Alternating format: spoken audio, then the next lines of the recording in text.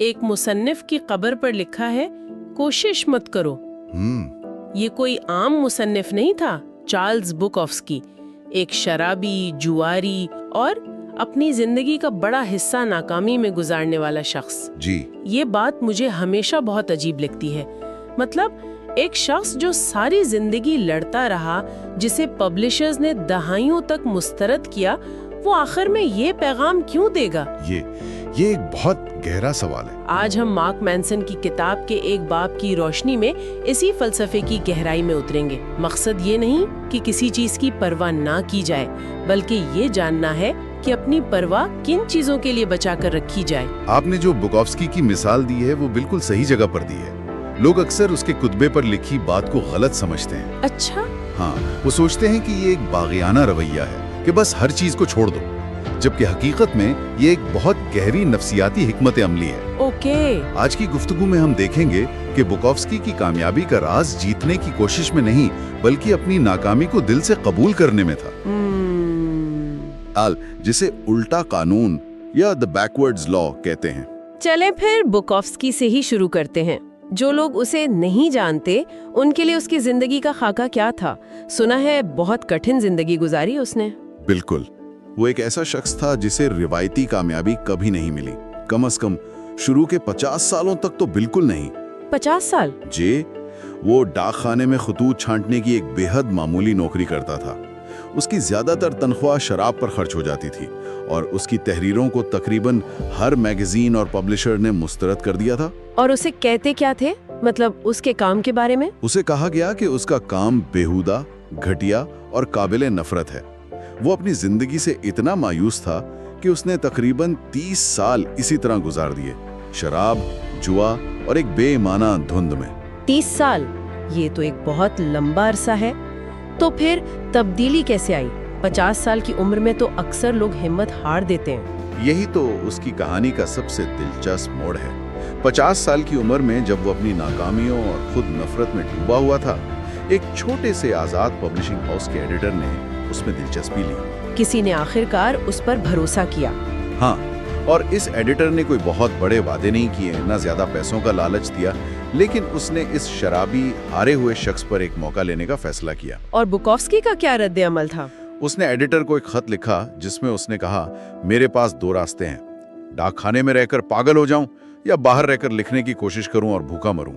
میں نے بھوکا مرنے کا فیصلہ کیا ہے۔ واو! اور اس نے نوکری چھوڑ دی؟ اس فیصلے کے صرف 3 ہفتوں بعد اس نے اپنا پہلا ناول پوسٹ آفس لکھ ڈالا، اور آخرکار اس کی کتابوں کی 20 لاکھ سے زیادہ کاپیاں فروخت ہوئیں۔ جی، عام طور پر ایسی کہانی کو امریکی خواب کہا جاتا ہے کہ ایک شخص نے کبھی ہمت نہیں ہاری اور آخرکار کامیاب ہو گیا، لیکن اس کی قبر پر لکھا کوشش مت کرو، یہ اس پوری کہانی کو الٹا کر دیتا ہے۔ اور یہی اصل نقطہ ہے۔ بکوفسکی کی کامیابی کی وجہ یہ نہیں تھی کہ اس نے جیتنے کا عزم کیا تھا، اس کی کامیابی کی وجہ یہ تھی کہ وہ جانتا تھا کہ وہ ایک ناکام شخص ہے۔ اس نے اس حقیقت کو قبول کر لیا تھا؟ بالکل، اس نے اسے قبول کیا اور اس کے بارے میں بے خوفی اور ایمانداری سے لکھا۔ اس نے کبھی وہ بننے کی کوشش نہیں کی جو وہ نہیں تھا۔ اس کی تحریروں میں کوئی بناوٹ نہیں تھی، صرف کڑوا سچ۔ تو اس کی کامیابی کا راز اپنی ناکامی کے ساتھ آرامدہ ہونے میں تھا؟ جی ہاں، پوری طرح سے۔ شہرت اور کامیابی نے اسے کوئی بہتر انسان نہیں بنایا، وہ آخر تک ویسا ہی رہا، وہ بس اپنی حقیقت بیان کرتا رہا۔ یہ بات آج کل کی دنیا سے بالکل مختلف ہے نا؟ جہاں ہمیں ہر طرف سے یہی پیغام ملتا ہے کہ مثبت رہو، خوش رہو، بہتر بنو، امیر بنو۔ ہاں، خوبصورت نظر آؤ۔ اس مثبت سوچ پر اتنا زور کیوں دیا جاتا ہے، اور اس میں مسئلہ کیا ہے؟ مسئلہ یہ ہے کہ یہ مسلسل مثبت سوچ دراصل ہماری خامیوں پر ہماری توجہ مرکوز کرتی ہے۔ اچھا، وہ کیسے؟ جب آپ ہر وقت یہ سنتے ہیں کہ خوش رہو، تو آپ کے ذہن میں یہ خیال آتا ہے کہ کیا میں کافی خوش نہیں ہوں؟ جب کوئی شخص آئینے کے سامنے کھڑے ہو کر خود سے کہتا ہے کہ میں خوبصورت ہوں، تو وہ یہ اس لیے کہہ رہا ہے کیونکہ وہ اندر سے خود کو خوبصورت محسوس نہیں کرتا۔ یہ تو صحیح بات ہے۔ ٹیکساس کی ایک کہاوت ہے، سب سے چھوٹا کتا سب سے اونچا بھونکتا ہے۔ بالکل، ایک پر اعتماد شخص کو یہ ثابت کرنے کی ضرورت نہیں ہوتی کہ وہ پر اعتماد ہے۔ जब हम हर वक्त किसी चीज के बारे में ख्वाब देखते हैं तो हम लाशऊरी तौर पर इस हकीकत को तक़वियत देते हैं कि हमारे पास वो चीज नहीं है। और शायद यहीं से वो जहन्नुम का चक्कर या फीडबैक लूप फ्रॉम हेल शुरू होता है, जिसका आपने शुरू में जिक्र किया था। ये सुनने में बहुत ड्रामाई लगता है भी ड्रामाई। ये ओवरथिंकिंग से एक कदम आगे है। अच्छा। ये एक ऐसा शैतानी चक्कर है जिसमें हम अपनी ही कैफियत पर मनफी रद्द अमल जाहिर करते हैं। मिसाल के तौर पर आपको लोगों से बात करने में घबराहट होती है। ठीक है, ये एक आम बात है, लेकिन फिर आप ये सोचना शुरू कर देते हैं कि मुझे इतनी घबराहट क्यों हो रही है, मुझ में जरूर कोई मसला है। अब आप घबराहट महसूस करने पर मजीद घबरा रहे हैं। ओह, ये तो बहुत जानी पहचानी कैफियत है। ये दोहरी घबराहट है। या किसी को गुस्सा जल्दी आता है, उसे किसी छोटी सी बात पर गुस्सा आया और फिर उसे उस बात पर गुस्सा आने लगा कि उसे इतनी जल्दी गुस्सा क्यों आ जाता है। अब वो अपने गुस्से पर गुस्सा कर रहा है। यह है जहन्नम का चक्कर। मुझे लगता है कि हर कोई कभी ना कभी इसका शिकार हुआ है, खास तौर पर सोशल मीडिया के दौर में, जहां हर कोई अपनी जिंदगी की बेहतरीन तस्वीर पेश कर रहा है। बिल्कुल। आप अपनी फीड देखते हैं, सब छुट्टियों पर हैं, खुश हैं, कामयाब हैं, और अगर आप उस दिन थोड़ा सा भी बुरा महसूस कर रहे हो तो फौरन ये चक्कर शुरू हो जाता है कि मेरे साथ क्या गलत है, मैं क्यों खुश नहीं हूँ। एग्जैक्टली। मसला ये है कि हमारा माशरा हमें ये यकीन दिलाता है कि मनफी तजुर्बात जैसे परेशानी, खौफ या जुर्म का एहसास का होना ठीक नहीं है, जैसे ये कोई गैर मामूली बात हो। हालांकि ये इंसानी फितरत का हिस्सा है।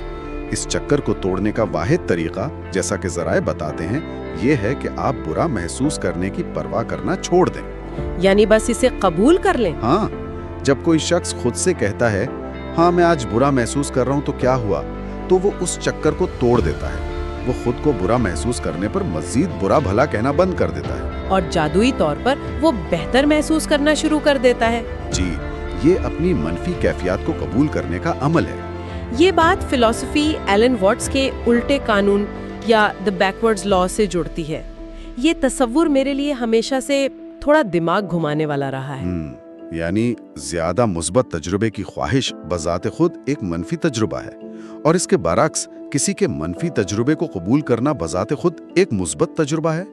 ये बात तो बिल्कुल उल्टी लगती है। ये समझने में वाकई थोड़ा पेचीदा है, लेकिन इसकी मिसालें हमारी जिंदगी में हर जगह मौजूद हैं। जैसे कि जितना ज्यादा कोई अमीर बनने के लिए बेचैन होता है, उतना ही वो खुद को गरीब और नाअहल महसूस करता है, चाहे उसके पास कितने ही पैसे क्यों ना हो।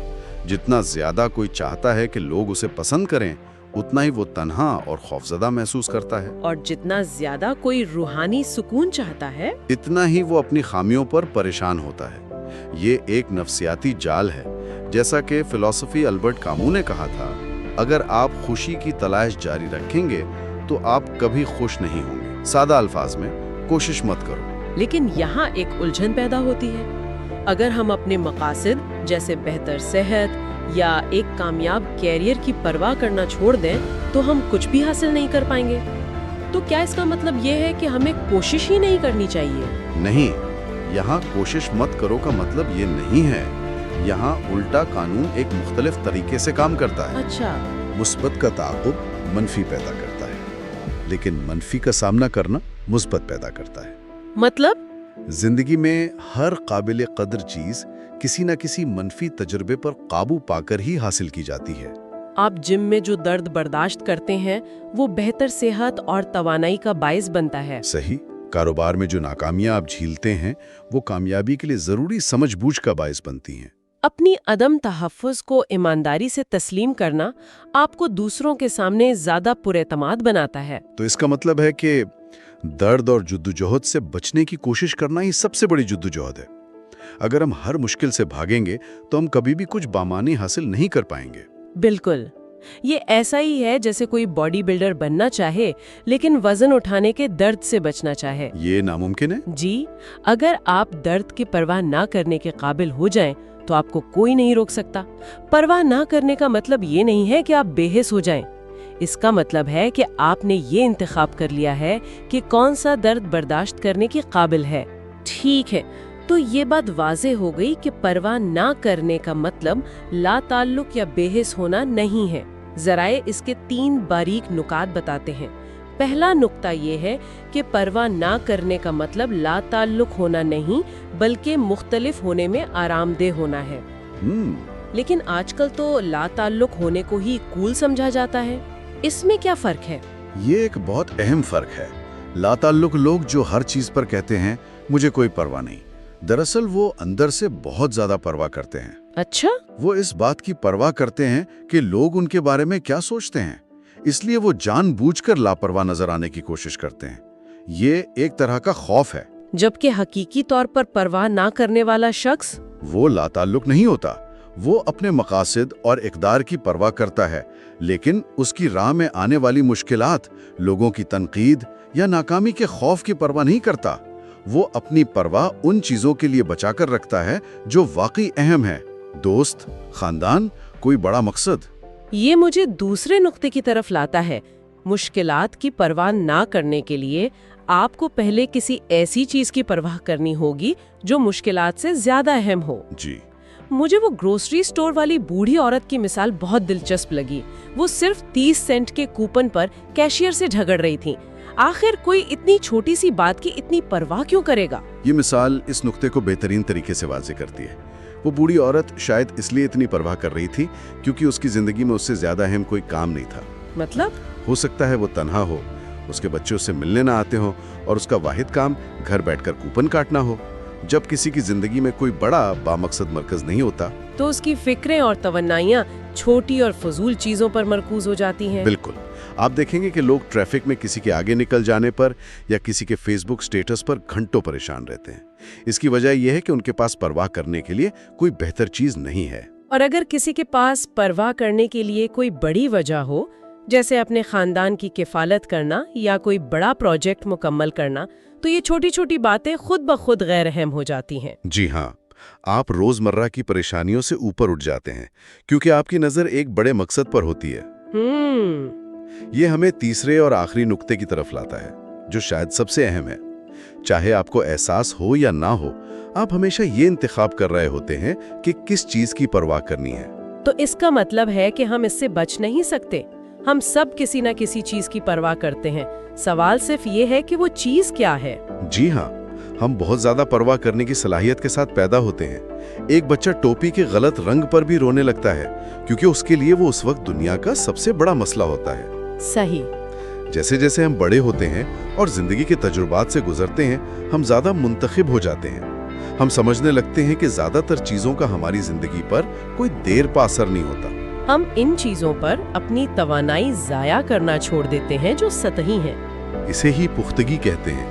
پختگی تب آتی ہے جب انسان صرف ان چیزوں کی پرواہ کرنا سیکھتا ہے جو واقعی قابل پرواہ ہیں۔ اور پھر ووکوفسکی کی بات کوشش مت کرو پوری طرح سمجھ میں آتی ہے۔ جی، اس کا مطلب یہ نہیں کہ زندگی میں کوشش ہی نہ کرو، بلکہ ان چیزوں کے لیے کوشش مت کرو جو اہم نہیں ہیں۔ تو ان تمام باتوں کا خلاصہ یہ نکلتا ہے کہ یہ فلسفہ عظمت حاصل کرنے کا کوئی فارمولہ نہیں ہے، بلکہ یہ تکالیف کو بہتر اور زیادہ معنی خیز طریقے سے برداشت کرنے کا ایک طریقہ ہے۔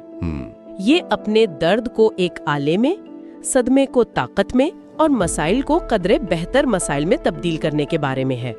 یہ سب اس بات پر منحصر ہے کہ آپ اپنی زندگی میں کس چیز کو اہم سمجھتے ہیں اور کس کو غیر اہم۔ اگر ہم اسے بڑے تناظر سے جوڑیں تو یہ سمجھنا ضروری ہے کہ زندگی میں مسائل ہمیشہ رہیں گے۔ خوشی مسائل کی عدم موجودگی کا نام نہیں ہے۔ خوشی ان مسائل کو حل کرنے کا نام ہے جنہیں حل کرنے میں آپ کو اطمینان ملے۔ بالکل، مقصد مسائل سے پاک زندگی گزارنا نہیں، کیونکہ وہ ناممکن ہے، بلکہ ان مسائل کو تلاش کرنا ہے جنہیں حل کرنے میں آپ کو خوشی محسوس ہو۔ اصل فن یہ ہے کہ اپنی محدود توجہ اور توانائی کو ان چیزوں پر مرکوز کیا جائے جو واقعی اہمیت رکھتی ہیں۔ آخر میں ایک سوچ کے ساتھ اس گفتگو کو ختم کرتے ہیں۔ کتاب کہتی ہے کہ ہمارے پاس پرواہ کرنے کے لیے ایک محدود وقت اور توانائی ہے۔ جی، اگر آج کوئی اپنی زندگی کا جائزہ لے تو اس کی فکریں اور توانائیاں کہاں صرف ہو رہی ہیں؟ کیا وہ چھوٹی چھوٹی باتوں پر ضائع ہو رہی ہیں، جیسے سوشل میڈیا پر کسی اجنبی کی رائے یا ٹریفک میں گزرا ہوا وقت؟ یا کیا وہ ان چیزوں کے لیے وقف ہیں جو واقعی ایک بامانی زندگی تشکیل دیتی ہیں؟ اور سب سے اہم سوال، کیا یہ سرمایہ کاری اسے ویسی زندگی دے رہی ہے جس کی وہ خواہش رکھتا ہے؟